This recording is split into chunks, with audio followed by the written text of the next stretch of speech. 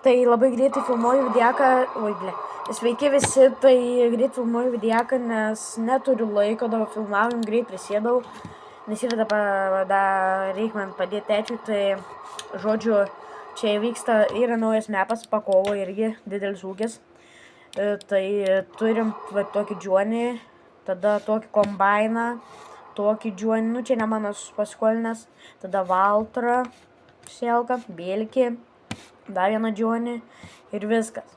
Ir technikos visokios. Ir turiu šitą yra čia didelis laukas, 7 hektarai kem 4. Čia tada 2 sujungti laukai, tada čia viens. Bet dar aišku bus tų laukų, dar turėjau šitą, bet 117, bet perdaviau. Bet pirksiu aš po to vis tiek dar laukų, tai bus trumpas labai vidiakas, čia biški tik tais, tai nes turiu, varyt, kaip sakiau, nes, turiu padėti, nes, aš noriu bent kažkiek, kad nesudingęs.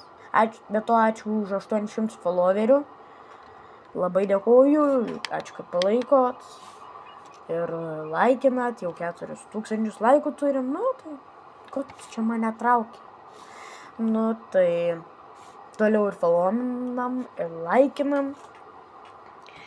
Ir bus, ketvirtadienį tai jau bus normalus vidiakas, jau be jokio skubėjimo, jau normalus, jau bus turbūt gal vėl kulsim, tai bus daugiau veiksmas, dabar čia plius ir nuobodu, kai aš tiesiog dirbu žemę, sėjimai, kai vyksta biš nuobodu, nes aš pats aišku nesėsiu. Tai, nežinau, neturiu ką daugiau pasakyti, padėkoju už 800 followerių, siekiam štukos. Tai va, nežinau, ką daugiau pasakyti.